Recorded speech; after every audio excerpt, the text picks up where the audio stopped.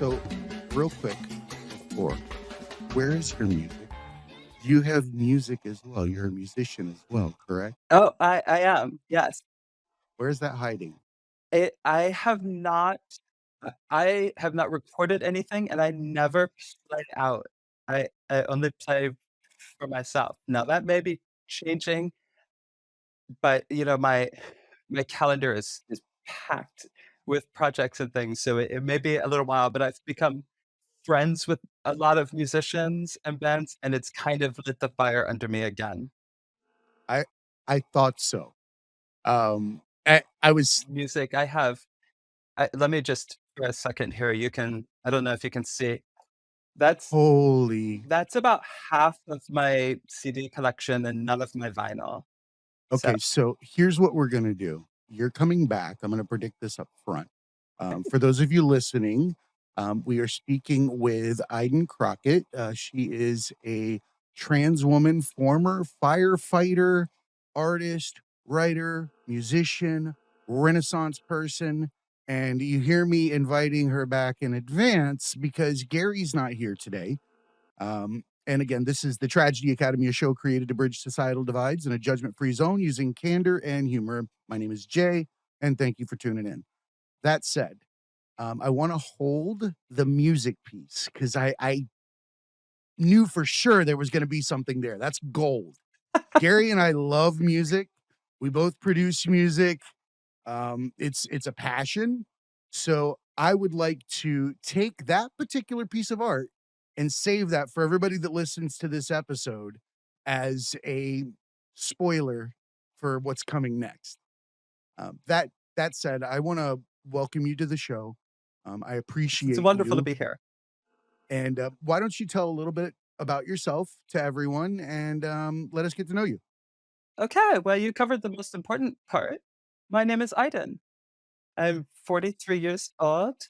I am a paramedic, a poet, a parent, a partner, an artist, um, and a trans woman, and biracial because why not? Let's throw some more stuff I in there. mean, if there's enough cards on the table, let's throw them all out there. I like I that. say, do it, do it.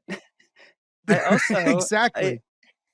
I think that it's relevant and will become relevant in our conversations that I also am a mental health patient, and it's a very big part of what I do and sort of my larger goals with my work.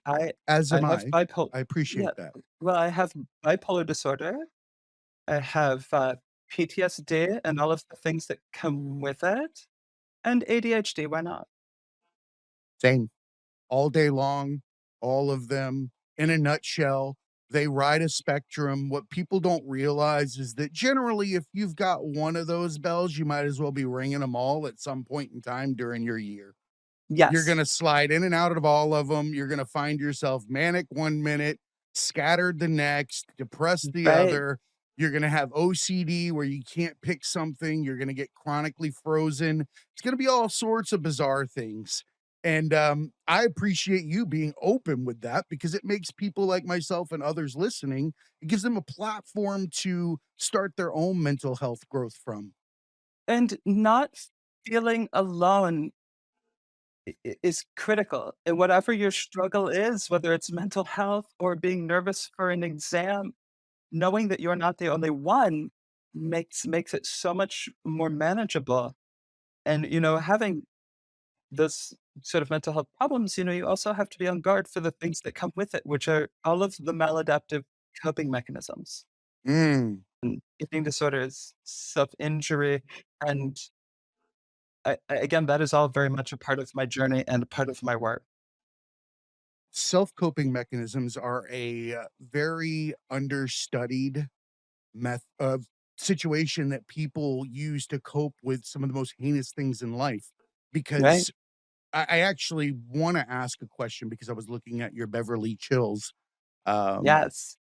artwork, and I believe in some of the work that I've done on myself, trying to overcome a lot of my issues, that the coping mechanism that I used throughout my life was a mask of personality under various roles in different situations, and I would grow Absolutely. to each and every one and become that role, that character in real life until I had explored it to its end and realized it was not gonna fulfill the inauthentic me that was not living in that moment. And I saw in the artwork that you have on that particular page that you feature a mask a lot. Yes. That mask is very prominent, and as you know, the logo for our show is the masks. Mhm. The theater masks of I think it's Sock and Buskin, and they represent something to us. And I want to know what that mask represents to you. Well, so there's a tiny bit of a story behind it if you'll indulge me. Please.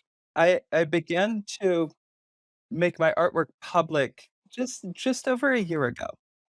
And one of my very early followers on Instagram, when I still checked everyone who were like, Why are you following my art?" Um, I found this woman who had followed me, and she went by Holly Weirdstar. I clicked over to her profile, and it was just pictures of her in this plain plastic mask, outlandish wigs and outfits, and it would just be pictures of her in front of graffiti or different places around Hollywood. Um, and I fell in love with her instantly. I messaged her right away. I said, "I don't know you. I don't understand what you're doing, but I love it. I love you, and we're friends now." And we did become very, very close friends. And at some Beautiful. point early on, she said, "Would you like me to send you a mask?" And I said, "Oh my God, yes." And so she did. And my first thought was, I will just do what she's doing, and she can put the pictures on her page or whatever. As soon as I put the mask on, I knew that it would be very different. And I knew that I was going to that this page, that this separate project would become very dark and become a way for my shadow self, the part of me that has suffered but has been that I've been unable to express because in other ways it's not acceptable to be that Mm. frank. Sounds a little bit like Young. Yes, absolutely. And that's what it has become. The mask is, of course, a metaphor for that sort of hiding or literal masking that you do, whether it's your ADHD or your gender dysphoria. And you pretend so much that you start to forget what is real, who you really are, um, and until you realize that you are all of those things, and none of them, and so much more than them. And it's an That's exploration of that. it's a beautiful explanation, and I think that people could learn a lot from it. I tell this anecdote a lot. People might even hang up on the show here right now, but just something that has stuck out in my mind since I saw this video, and it was just a small, humble farmer who every Halloween would make um, watermelons into the shape of Frankenstein's head. And I always, when I saw it, I was like, this is cute. But at the same time, it really rung a bell. And here's why.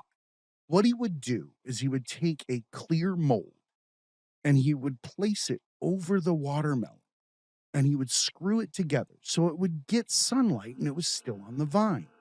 Oh, So that watermelon would grow, but it would grow into the shape of Frankenstein's head. that's fascinating. It is fascinating, but it also resonated with me in that how is that different than who we are in humanity today? We don't see the mold. We don't know it's even there. We Right. grow to it and then we're restricted by it. And then we Yes. question why we're not comfortable in who we are. It's because we're not a whole watermelon. We've Right. been restricted to another shape that is not Yes. us. And worse, it is you are a watermelon, but you are the watermelon that someone else wanted. Ugh. And that mold is applied to all of us, and it's done very insidiously, very gradually. Mm, And I think that it's difficult to understand how harmful it is because often that mold is applied with love from your parents, from your 100%. coaches, from the people who genuinely do love you and care about you, but they don't understand how restrictive their their messaging and expectations can become to a person. 3 words come to mind: genetic and hereditary insanity. That's 4 words. But that's what I believe humanity suffers from. It's Mhm. both a external and internal lineage of passing on this game that we've been playing to the degree that we've restricted humanity into small buckets. And if they don't Yes. identify in certain areas, then they will actually cause fear in the minds of the people that have this OCD about humanity. Mhm. Nobody recognizes that if you don't like gender specific areas or people that identify in other areas, you might want to look and see A, what you specify or what you believe you are, or how you identify, or do you have a problem with how people look separately and together? Right. What is it inside of you that doesn't allow that? I literally just wrote an essay about this. I write a regular piece for our local newspaper, and it was about not fitting in, not being a good fit, Mm, which is something I think that anyone, any sort of minority group has experienced. If you've been the only woman, the only Black person, the only person in a wheelchair, you know what it is to not fit in, and I think that at the root of this is that genetic it there's a natural human tendency to try to see patterns, and Mm, when something breaks the pattern, you identify it as a threat.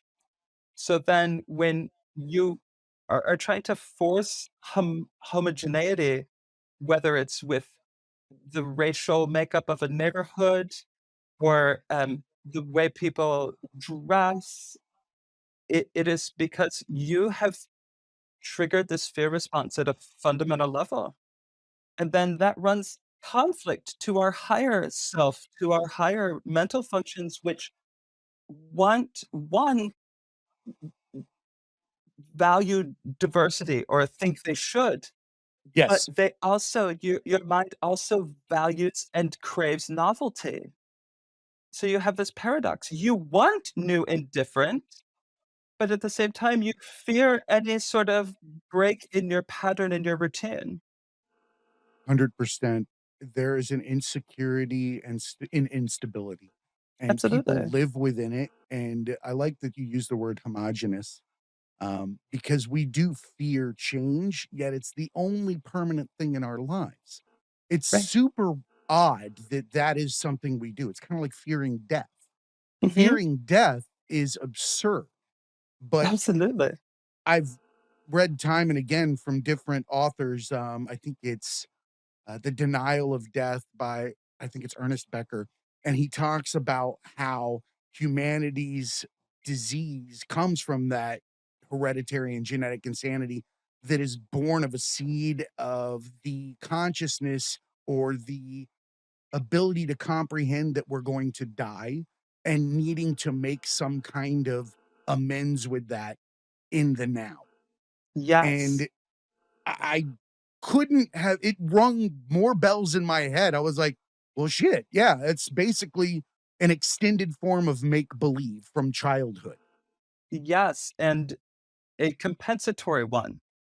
I think Oh, that especially as modern Western humans, we've become so enamored of ourselves and our cleverness, and we start to believe that all there is what we already know and understand.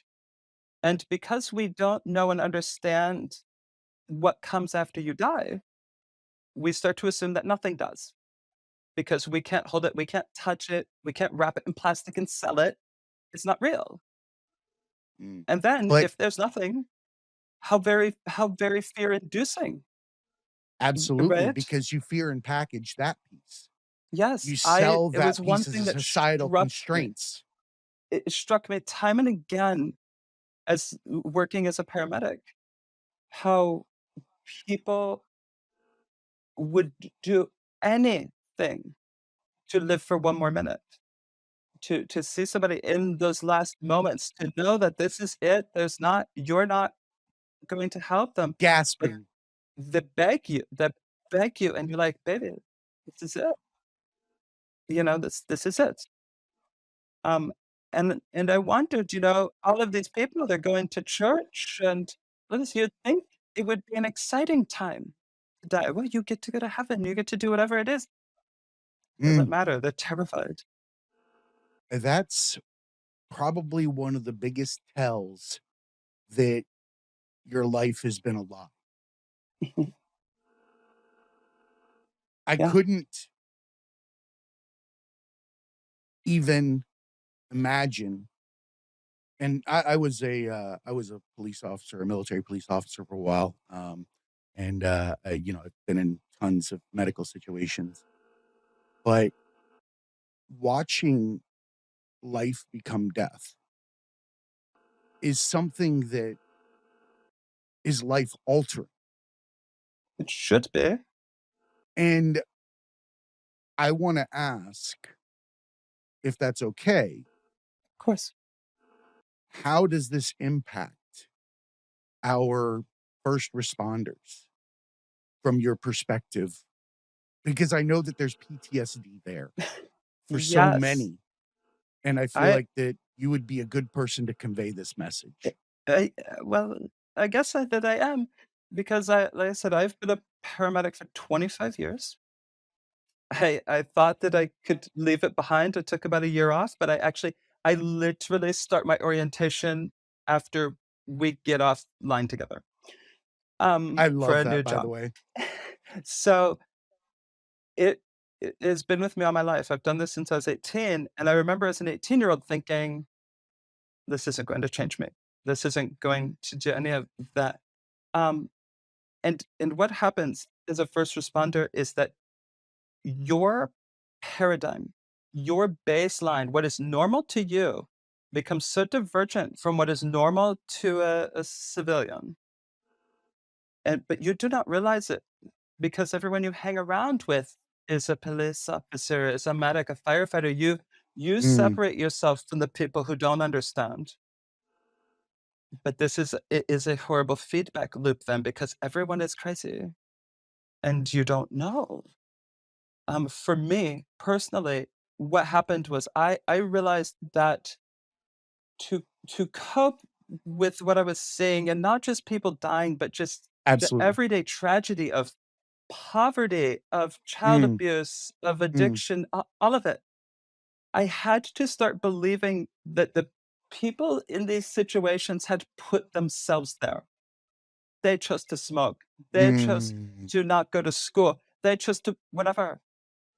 And that made it easy for me to think that this was earned, that somehow they deserved this, and that my understanding of right and wrong was not altered.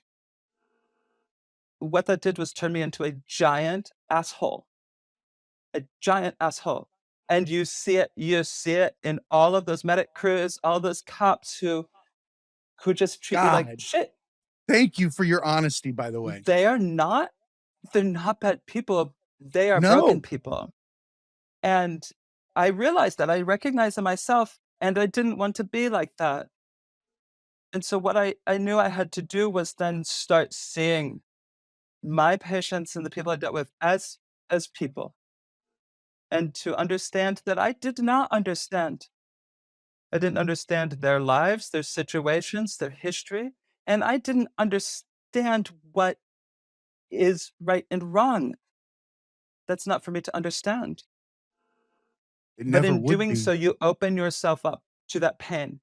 Mm, And little by little, it chips away your sanity, because you're very stressed, you're very hurt, you're very sad, but you live in a macho world. You can't cry, you can't mm. tell anyone, you got nothing. You just keep putting it inside There's until no one day you're outlet. an alcoholic, or one day your wife is gone, or whatever it is. You probably just rang true in so many ears across I the hope. country. No, you did. There's no way you couldn't because I've stood in those ranks. I've been there. I've seen, my friends, and I've been the same person that became the the side of good, the it's your fault. It's a way to cope. It And is. I think what people don't realize is that every single one of those judgments will live within you for eternity until Yes. you address them. We Right. don't realize that do unto others also means judgment in the way that we look at them and we receive them in our day to day interactions. Not Mhm. religious, that's just a great tenet. Do unto others does mean that. It's a Yes, reflection. And it when we is. make those judgments, it lives with us. And when you are a fundamentally good person, and you find yourself acting in ways that are not good, if you saw them in other people, or your own children, or your parents, you would not be proud of it. And yet Mm, you see yourself doing it time and time again. It chips away. at your self-image as well. And part of PTSD is not knowing if you're a good person or not, not knowing if you've made the right choices. And eh, and if you decide that the answer to those things is no, then you also now have the burden of that shame because you wanted to be, at least in our case, you came here to help people, you came here to be a hero. And now in your heart, you know that you're acting in a villainous way, and it's very painful. Veiled.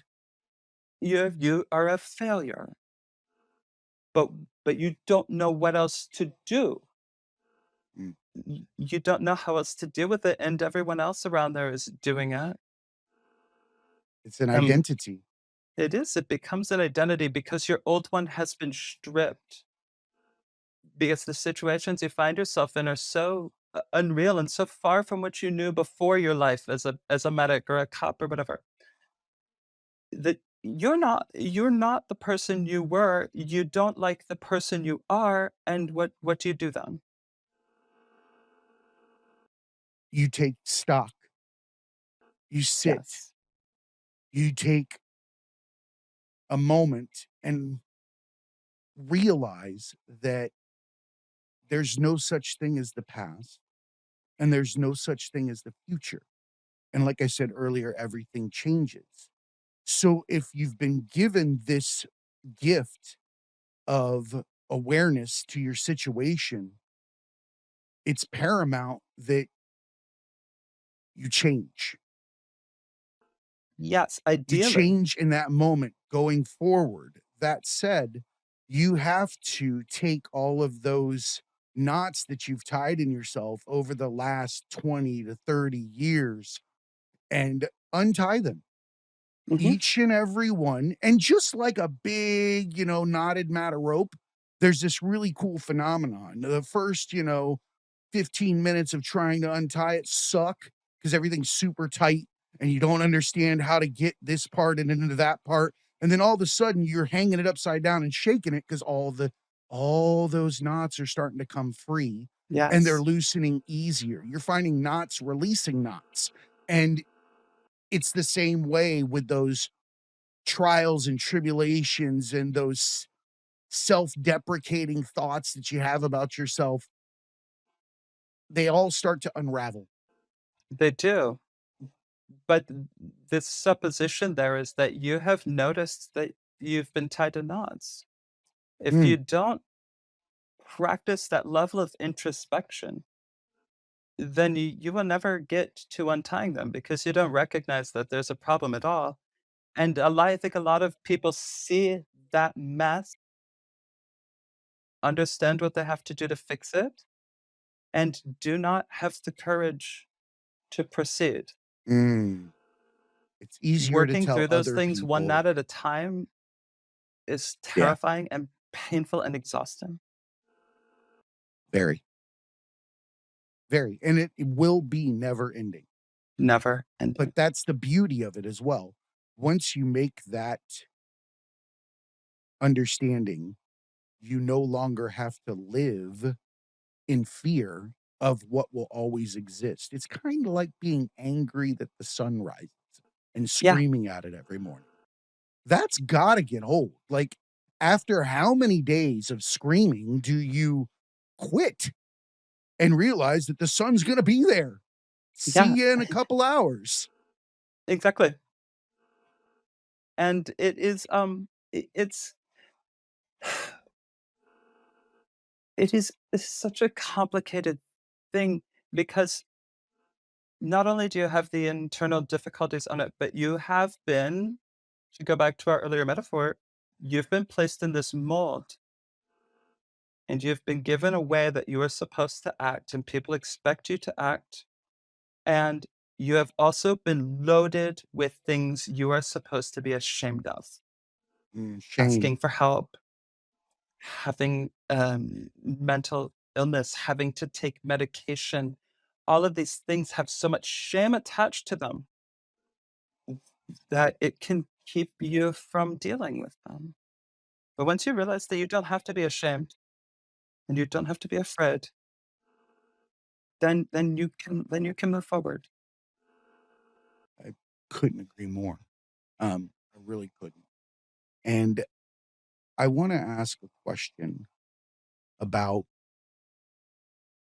what you see the transgender community becoming, say, 50 years from now. What would you like to see for the transgender Well, community? what I would love to see, and what I believe will happen inevitably, is that there will be no such thing as a transgender community. Everybody will just be themselves, or at least be allowed to. Dressing, there will be no such thing as women's clothes or men's clothes. There's just clothes that you want, that you feel good in. Mm, There will be no amen. sexual orientation. You just screw who you wanna screw. And and I see that in my children, where all of them, their friends, my own, they all, you know, they experiment with changing their names, their pronouns, all of these things, and they just don't care if I don't teach them to care. And I believe Can that you this repeat that sentence, generation. please? What'd you Can say? you repeat that sentence for everybody? I said that my children will not care until I teach them to. That is extremely important. It's learned. It is All of these things absolutely are learned, learned. and you are creating that Frankenstein mold Mhm. for our youth when we give them limitations. And And we're they're also always not seeing watching what you. humans are fully capable of. We're Mhm. missing what the fuck we could really do, because I can tell you this. I grew up very oppressed to my authenticity. I was bullied as well. For the first 20 years of my life, or 18 years of my life, I was bullied for something that I felt shame for something that was out of my control, for something that made me question so many things that I didn't even need to question. I had a condition called gynecomastia when I was a kid, Mhm. and that causes a pronounced like breast tissue. And I was a very muscular, lean guy, and it was just there. Wasn't anything crazy, it was just enough.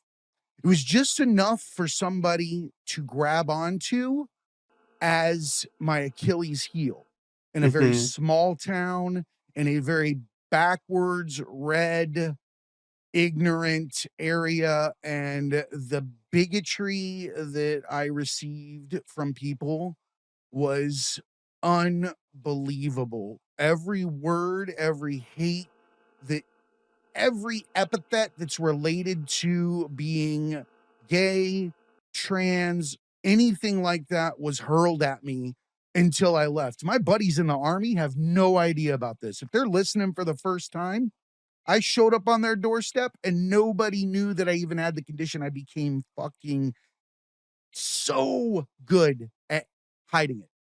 You would never know. I was a fucking magician in my mind.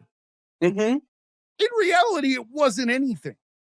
Right. It really wasn't, Right. until it went away, right? Which Yeah. happens with time. You become an adult. This is Mhm. just another part of the fact that, hey, guess what? We're all interrelated with our genders as With your we grow. genders, and it depends on such crazy difficult things to understand, like hormones, diet. All those things can change how you look. And what the hell? Yeah. Right? I mean, but but kids are taught to forever be competitive, and Mm, the way that we discipline, reward them, standing out is not rewarded unless it's mm-mm, as a star athlete or whatever. mm. Unless you stand up for winning. Or unless it's something that you can monetize and replicate. Right. And so these kids, then they're incentivized to pick on the weak ones, to establish themselves in this order because that's how we judge them. We give them GPAs, we give them salaries and career testing and all of these things. It's a way to rank them out, and it's a horrible thing to do to a child. It really is. You said something earlier that really resonated with me, and that was that you didn't release your art until almost a year or so ago. I myself didn't start working with music and art until about 3.5 years ago when I started this endeavor. It was the first Mhm. time I'd ever stuck headphones on my head and done anything like this. And it was the first time I felt like I was at home and that I was doing something that was authentic to me and that nothing around me mattered. Where does your art come from? And what made you cross that threshold of sharing such beautiful work? Because if people don't know, like, I had tears in my eyes when I read your poetry, Thank you. when I looked at your art. I still have them now as I talk to you because I have to tell you, the soul that I see in there expressing itself now is something that is like watching a nuclear explosion and a flower at once create art. Does That's that make sense? awesome. Yes, that's super awesome. Thank you. I came to art. It is both a sort of a funny and a tragic path. My mother was an art teacher. My father was a custom jeweler, and they had their own store, and art was just in our house. They were both art majors. All of their friends were painters, sculptors, ceramicists, all of it. And then they grew up in that shop watching them draw out the designs and doing the wonderfully talented artists. But I'm a contrarian by nature, and to rebel in a house full of hyper liberal artists, you go work for the government. I went to college to be a pilot. My degree is actually in aviation. I To pay saw for that. it That's amazing. to pay for it, I went to paramedic school, and I started working as a medic, and I eventually decided I liked that more.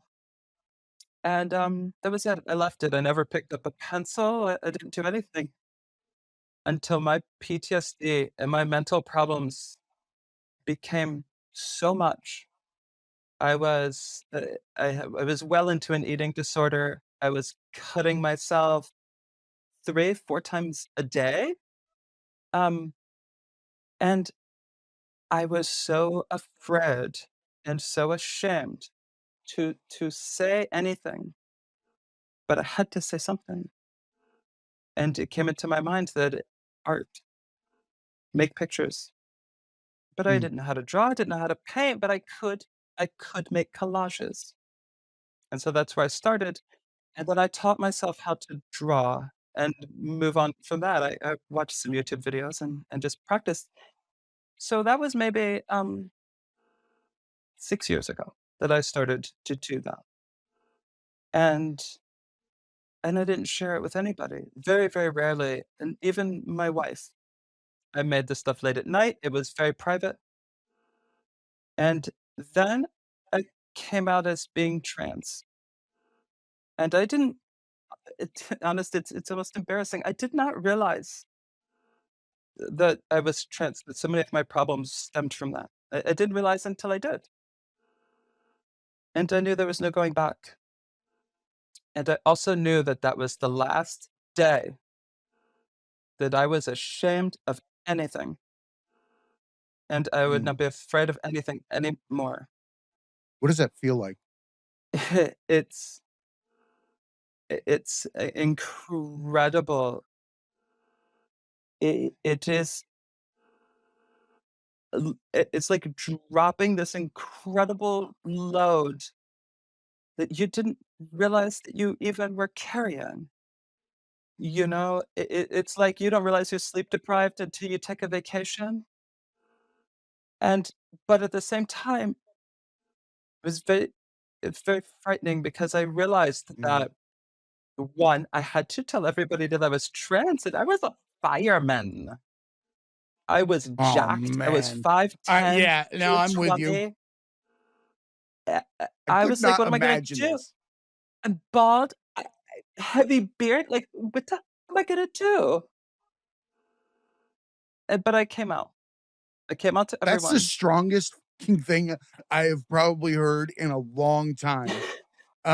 You've got a close second from, like, last week, and I'll tell you later about it, I don't but I can tell you, having been a police officer and being around firefighters and paramedics and going to all the same classes, working together, breathing the same CPR dolls, giving each other IVs and all that kind of stuff, it is toxic masculinity at the highest level. At its And I've always finest, believed the most more toxic refined it is, level. the more you probably are. Oh my god, Uh, and so I knew, and looking in the mirror knowing this this is me, this is what I was missing, and I can't ever go back, and then realizing I might lose everything. I might lose my job. I might lose my friends. I might lose my wife and my kids. I could be left with literally nothing. There was still no choice.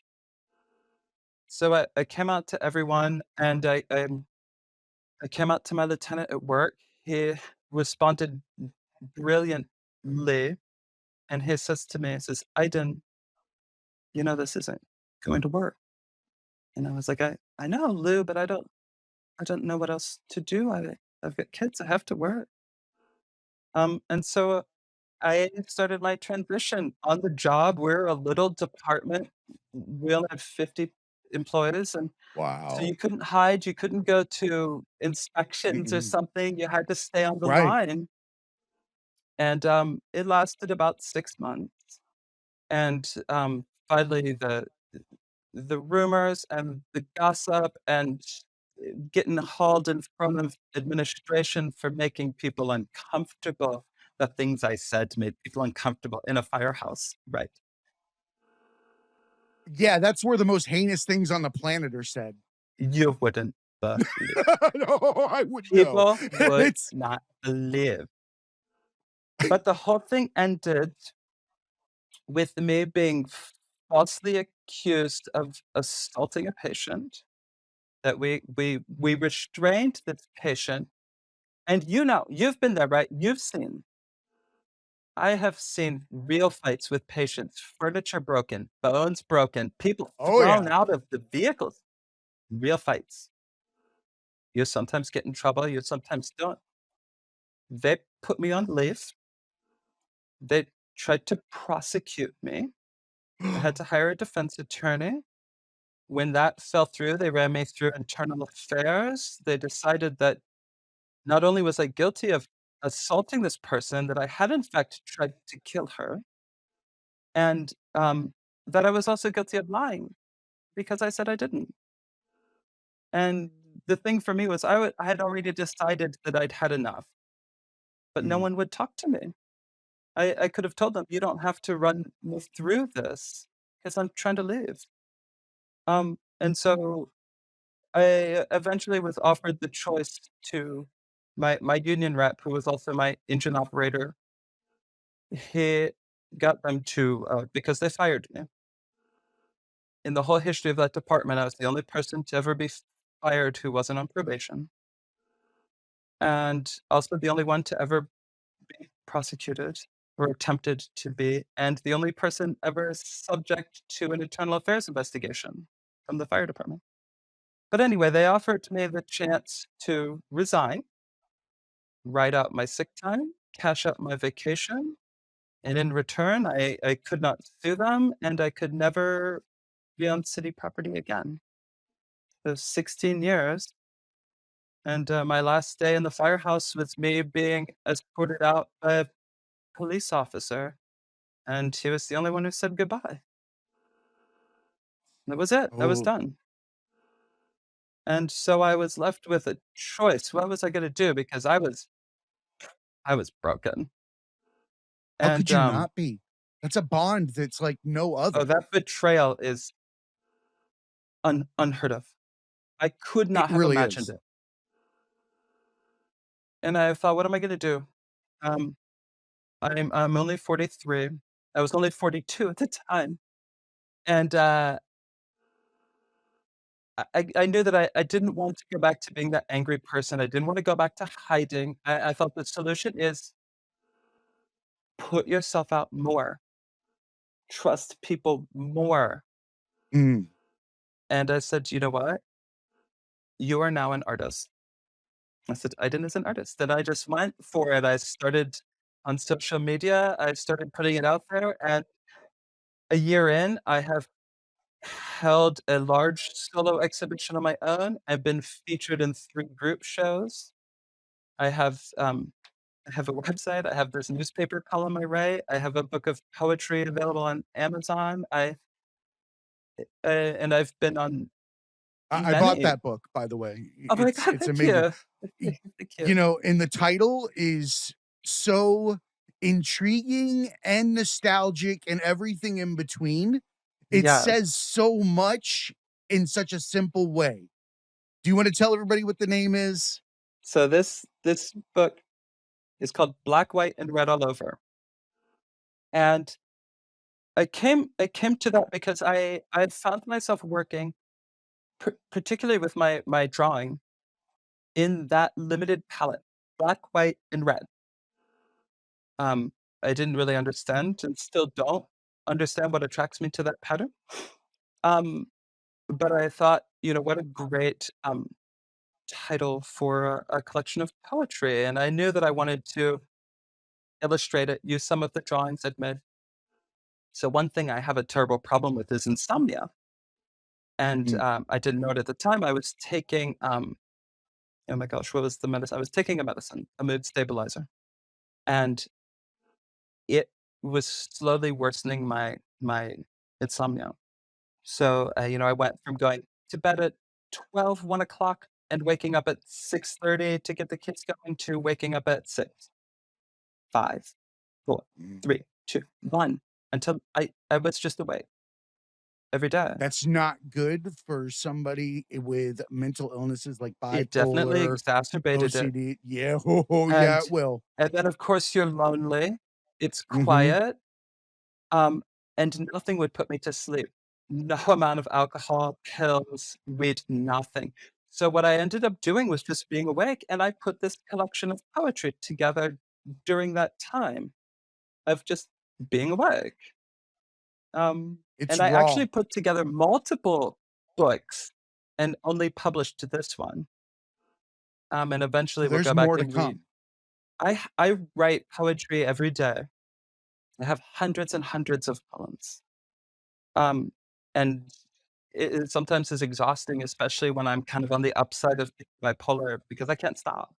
I can't stop writing. I can't stop No, drawing. you I can't cannot. stop working.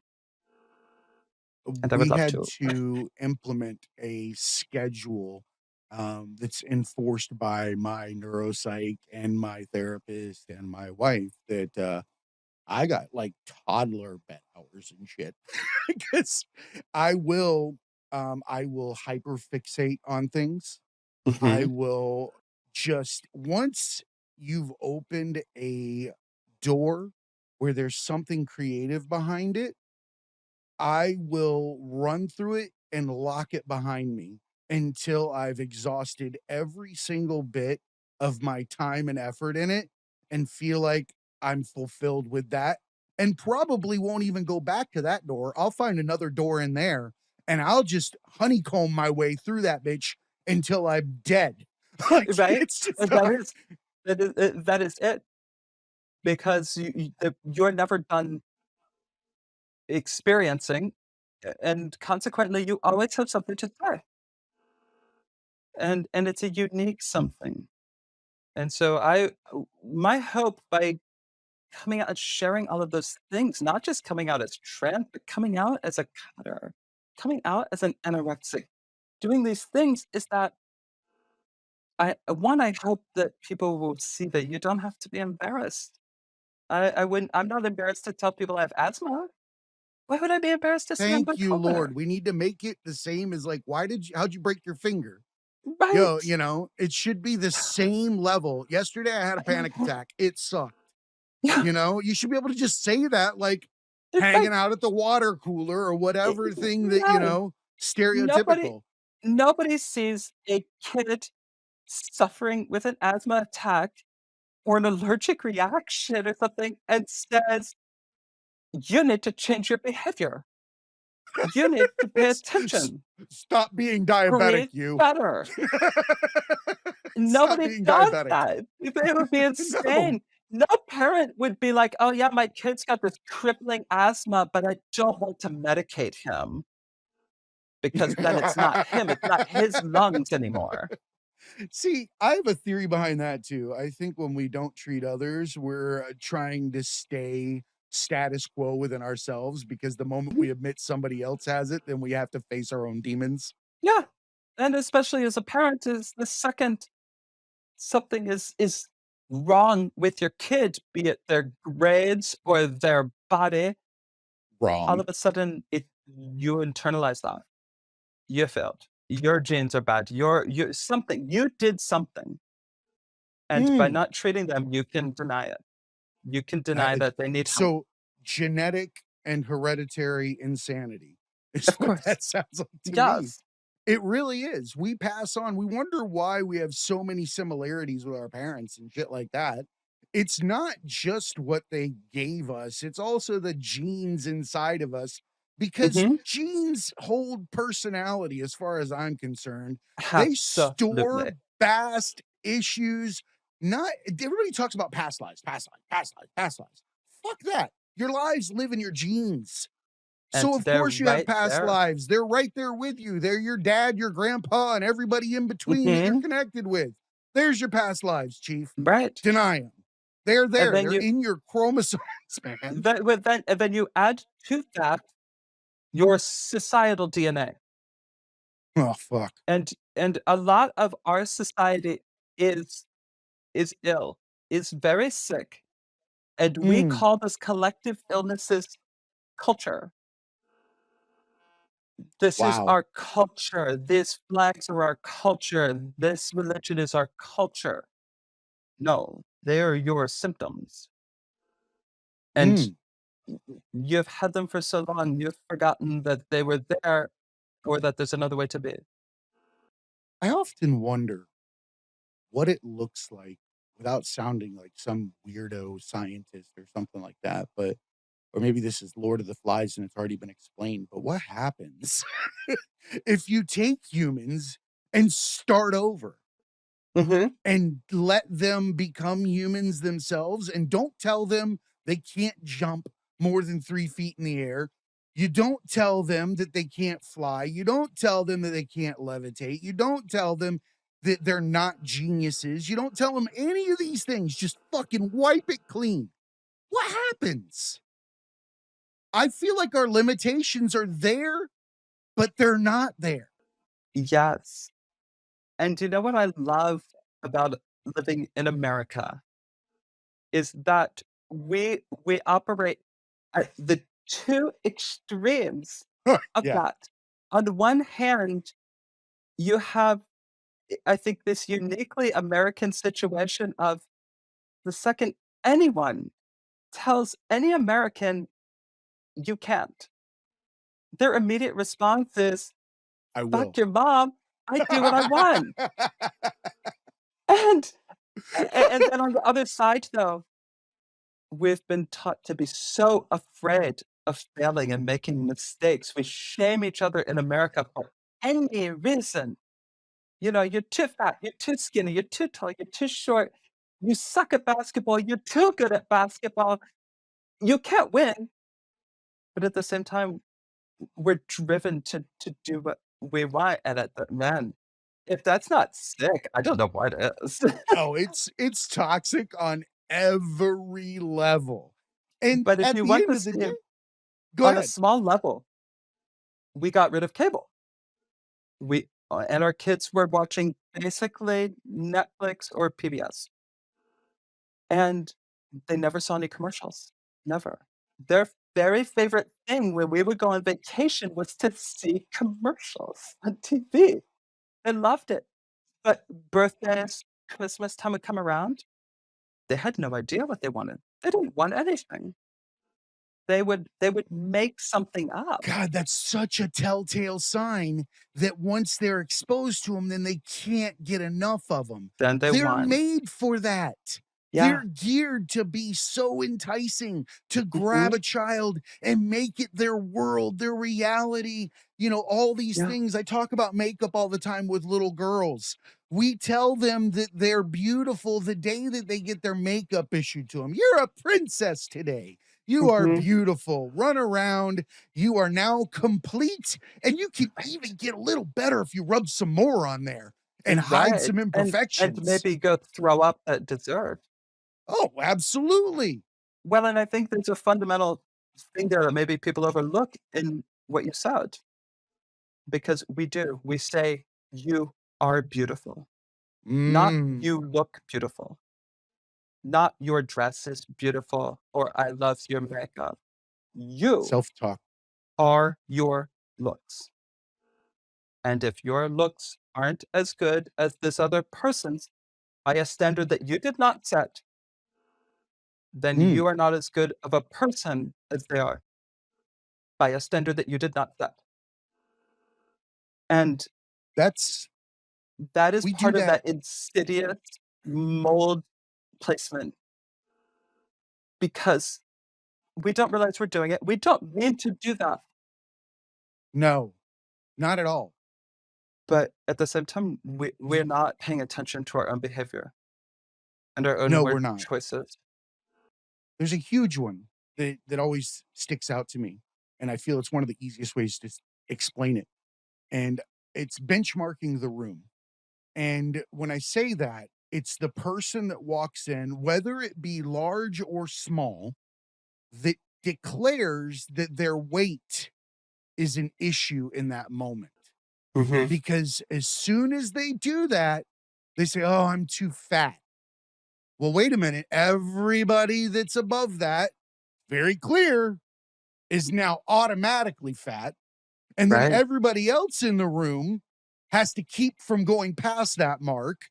And they've Mhm. now got some kind of bizarre ass higher rank in the room for not having that extra weight. It's super weird. We are And so divisive in bizarre ways, and that person was just protecting themselves in they were just advance. protecting themselves, and they maybe were trying to establish themselves in that hierarchy because they were Yes, insecure, yes, and they know they can always. do that. It's a form of picking on the kid with the guy that asked. 100%. Yeah. You know, I look back at the pictures of myself growing up and the talents that I have that I know I have now, that I know were there then, that were like a nuclear explosion Mhm. underneath a cap, just Yes. sitting there waiting and being and the cap, it was unscrewed periodically. It Right. was little spurts of, and every time that spurt would happen, I would be told, "You're showing out. You're bragging, you're arrogant," or "That's not a real talent," or, "That's not funny," or "That's not this." Now I know that every "that's not these things" are just the insecurities of the person that's saying them. Exactly. 100%. There's zero reflection. If not, they're actually adulation for Right. how great you are. The moment Yes. people try to tear you down, you damn well better know you're on your way. Absolutely. And you can see that when you encounter a person who is being themselves, truly, and it's rare. Very rare. Everybody recognizes it. It I love is it. magnetic. It's powerful. You see it. Look at history. Look at all And the artists we've had, the mega artists, the Amy right. Winehouses, the Jimi Hendrix, the Kurt Yeah. Cobain. They all unfortunately, died, loved, and authentic. the price that comes with being authentic in a culture that does not value authenticity They get is held in place and replicate. They don't or like that. or they have it's so stressful and people notice you so much and expect so much of you that you self-destruct. I couldn't think of anything more disturbing to me than walking through public and having people constantly bothering or in my face and out of just sheer noticing. That would Let I me would tell lose you. my shit. Like, Let I me tell you. watch these paparazzi things and I'm like, "Holy crap. How are they not all in jail or just off on an island together where we take actors out, allow them to play and put them back so they're not fucking abused?" Like, Right. I'm like, I feel like it's so heinous, and I'm It sticking is. up for the elite, the ones that are but I gotta tell you, man, I firmly believe that being good looking is just as much a curse, and people just don't realize it because it's veiled in all the other shit. Right, especially if you're a woman. I have a friend that, was part of the reason that I started this show. His name was Garrett Dano, and I loved him dearly. He was one of the gentlest and kindest souls you ever met. He looked like a goddamn Abercrombie model. Like, he was athletic. He looked like he nothing in the world could not be on his side.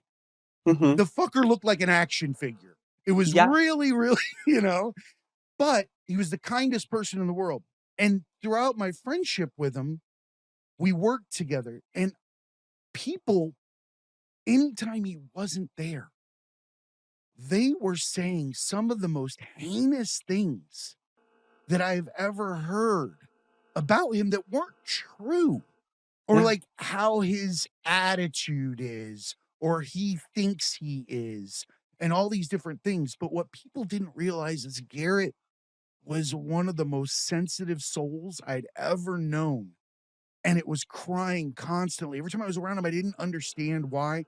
I felt so much pain when I was near him, but I loved him. He was fun. We did things, but there was something there. And I was supposed to see him. And he called me and said that he had changed plans and was going to have to do something. He had moved out of state, but he was in town. And I said it was okay. It's cool, man. Let's not meet up. And a week later, I got a call that he had killed himself. This man that everybody would have assumed was the most beautiful person outside was Mhm. abused to such a degree that he didn't know he was a beautiful person inside Yeah. and that we needed him.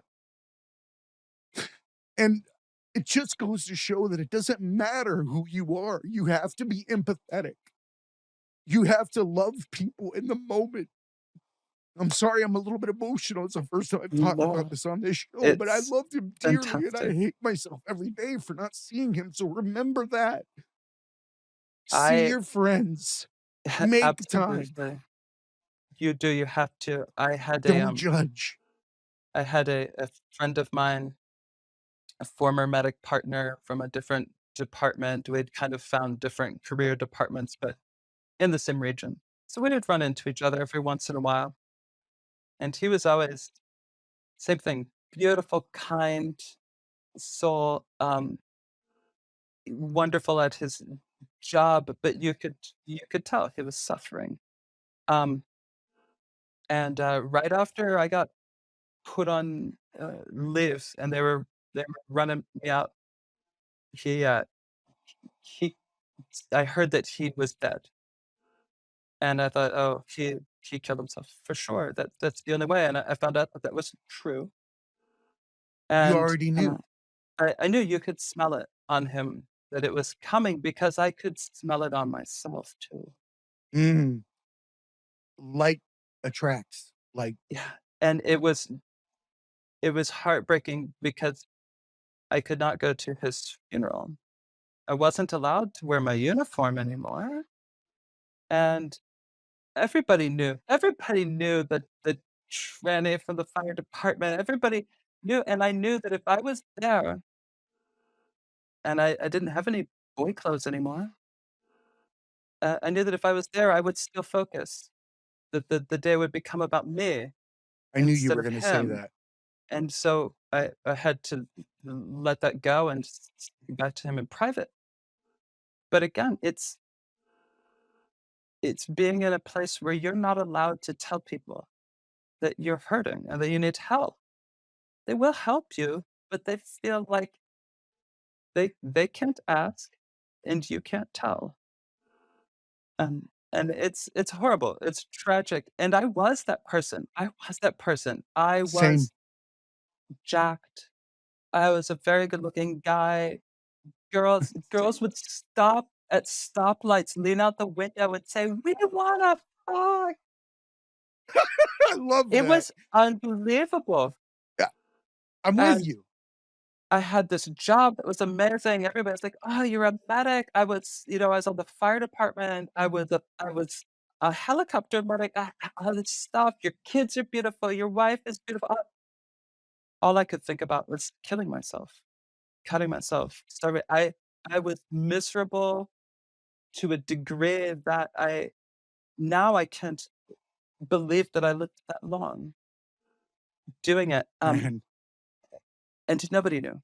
Nobody knew. it's a testament to the strength that we have inside of us when we can go through trials and tribulations like that, and people won't even recognize them. This is the problem. They won't recognize what you just described as neither a trial or a tribulation. They will recognize that as success, adulations, all these things that you should be revered for. Thank Yeah. you for being you. Right. All those things. So you better not be anything else because that's where you got everything you ever craved from. Yeah. All of your reward, all of your self-value is wrapped into that badge, that uniform, that way of life, that Yeah. all those things. And I feel like people like yourself, people like myself, and our generation, so to speak. I heard something once that said racism and bigotry doesn't go away, it dies a little bit with every generation. Yes. And I agree with that. I do agree with that, especially the less that we pass it on, it dilutes itself. But I also firmly believe that our generation is in charge of taking the beautiful empathy that is in our younger generation right now and focusing it correctly, giving Right. it a location where it can have true meaning and impact. And also that we can't unring bells. And that applies to people later in life too. Mhm. So every bell that you're screaming somebody else rung, they didn't know it was a bell at the time, and neither do Yes. you now. Yes. So pay attention to what you do with your hammers. Yes. I I love that. Watch your hammer. I I believe that inevitably society, barring some kind of horrible cataclysm, is moving towards an egalitarian, empathetic way of life. But I agree It's that our written. generation right now has our hands on the throttle, you know, and we can either push it forward and go there full speed, or we can pull it back and get there slowly. And what is our choice here? How many generations need to keep suffering? How many people need to kill themselves? How many people And need to for be what? bullied? To cling to a societal norm for safety. Right. For prime evil fear reduction, to Because without just it, you're not who you are anyway. That should tell you something. yes. It has Should tell been you something. a wild ride coming out and transitioning, and it is very difficult and very scary, but in a lot of ways, I feel badly for cisgendered people because they're not forced to examine themselves in that way. Mm, They're not forced to put themselves out there. As a trans person, you're forced to go out there. I never go anywhere without being stared at, without Teaches you to love thinking yourself though, doesn't it? you love You yourself, hope. you do. You find that you love yourself, but sometimes that makes it worse because now these people are hurting someone you love, and before they were hurting someone you hated, and it was easier to deal with people being mean to me. People being racist to me didn't Oh, bother me man. until I started to love myself, and I was like, "You know what? I don't have to take that. I don't have to deal with this." But it's hard. It's exhausting. It's work every day. Yep. But then on the flip side, I have people that I do not know that come out of restaurants, come outside and shout across the street to me and say, "Iden, you're amazing." And I'll be like, "Okay, thank you. Who was that?" And and around this little area where I live, there's nobody who doesn't know me.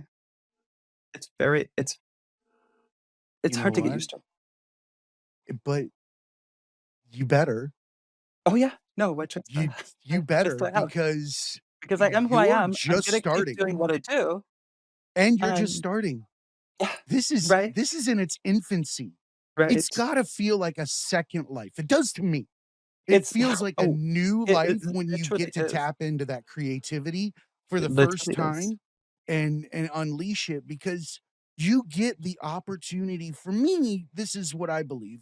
When I get rid of the self-loathing and the other conditioned things that I have, it's the moment that I begin my own romantic relationship with myself, where I become my best friend, where I Yeah, become all those things that I hated, where I begin to embrace even the darkest parts of my soul.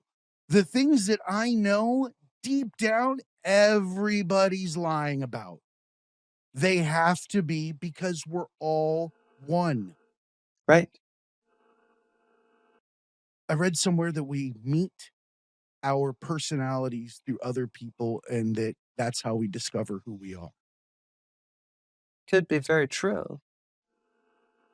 It And can also be I how we believe map, that. how we learn to hide who we are, You depending can on who you hide. encounter. Yeah, you can hide in a crowd. Yeah, well, and Um, talking about a new life, that is something that every time that I've listened to trans people speak, either in, chat groups or YouTube videos or whatever, I hear a lot about surgery and pills and all of that. What I don't hear them saying is that you do have a whole different life now. I look different. I sound different. I have a different name. I Everything about me changed, but mm, not really. mm, And I have all of these memories from my old existence seen through those eyes. And I remember, and they start to feel like that was a different person. And as I make friends who never knew me before, and the people who did are around me enough that they start to forget, you you literally, it feels like that past person is a myth or a story, but it's you. And it is a weird phenomenon to see it's a yourself die chapter. while you're alive.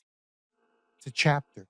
Yeah, and you do, It's a but there's a chapter. period of mourning that comes with it that people seem to ignore. There should And be. I don't want to forget that past person, but I want people to see the new person. And it again, it takes work to It integrate that. does. So I want to end just asking a question because I think that we need to affect change with what we're Mhm. doing. And as someone who probably went through one of the hardest transitions that I've heard, um, how do you help people that can't identify with your situation watch someone that they love, that they've known under a personality, turn into this new person in their mind, when in Yes, reality they're the same human simply becoming more authentic. But there's got to be a certain amount of mourning for those people and understanding. How do absolutely. you help them reconcile that? So, if you mean how do you, as a trans person, help the Let's people in your no, life not how deal do with you it? as a trans person, how can they reconcile that? Let me rephrase that. So, it it's hard for me to say because I haven't had to go through that from that point of view, but I've Mhm, watched people do it. I've watched my kids and my wife and others do it. Um, and I think what is important to remember is that what we touched upon earlier, the past does not exist, mm, only future. So the person you're looking at in front of you is that's the only version of them. It truly is. And it is okay to feel like you don't know them the way you knew the old them. mm. But don't don't fight it. They're changing and you should change. Every person should change as they go through life. Mm, Theirs may be in a way that you don't understand, but it's okay. If you slow down, get to know them, follow them on their journey, you will learn to love them just like you love the other person and probably more. From a absolutely more. trans perspective, you have to realize that everyone around you is also transitioning and maybe are the same person, but you are not. I am not my kid's dad anymore. They don't have a dad, right? And that's important for me to realize. When they picked up me, they call me their Didi. The day they got a Didi, they lost a dad. The day my wife got a wife, she lost a husband, and a whole lot of other things that she thought were true about her life. So you have to realize that as a trans person, you also have to be patient. You have to be open and you have to be vulnerable. You have to be brave because people will hurt your feelings. They will make mistakes. And it doesn't mean they don't love you. It doesn't mean that they don't want you to be you. They just are learning alongside you. You often forget that we're a mirror when we walk through life, and the way that we reflect to people is what people choose to see. And generally, what people choose to see is what the flaw is or the character within themselves that they hate the most. Yes.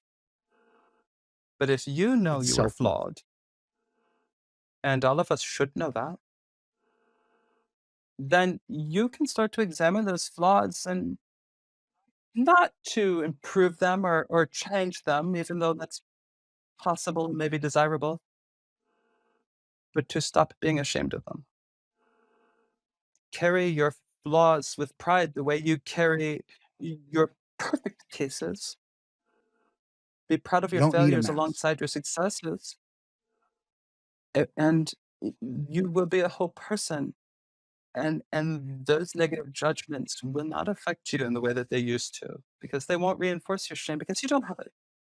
That's the message. If I could convey to people that feel bullied or marginalized or anything of that nature, love yourself and treat the rest as if it was insanity yelling at you.